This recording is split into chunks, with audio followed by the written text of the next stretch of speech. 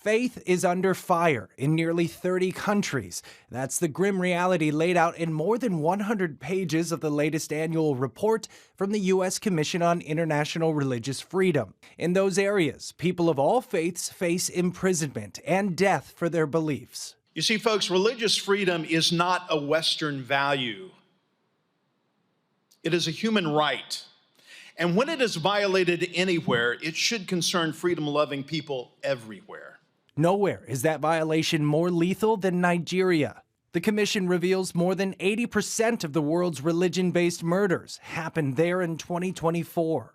Let us acknowledge that there are too many killings in Nigeria. For Rebecca Dali, a former prisoner of Boko Haram, the tragedy is personal as she documented thousands of murders committed by the terror group last year. Since escaping, she's started the Center for Caring, Empowering, and Peace Initiatives, serving more than 2 million Nigerians caught in extremist violence. But all Nigerian Christians, Muslims, and traditional worshippers are among those who are killed, and that violent will never end violent. All Nigerians, be they Christian or Muslim, want to live together in peace. Globally, 16 countries are designated in the report as countries of particular concern, with 12 others on a special watch list. More than 2,300 people are currently imprisoned for their faith.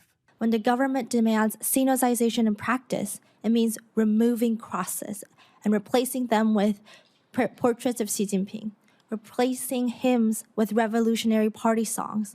We're rewriting sermons to align with socialist core values and installing facial recognition cameras in sanctuaries. National security analyst Grace Drexel, whose father is imprisoned in China, testified the threat is evolving because believers are being targeted after they flee their countries to safety. Other leaders point to the unknown of dead, especially in countries like Iran and Syria, where sectarian violence after the Assad regime fell left an estimated 1,300 dead. And what has been interesting in Syria, the persecution has not necessarily been at the hand of the government, but rather it's been the weak rule of law, as the government's looking to establish authority and has been unable to do so. Ryan Brown with Open Doors US specifically tracks Christian persecution, providing emergency aid and trauma relief in some 70 countries. He calls on the church to remain vigilant in prayer.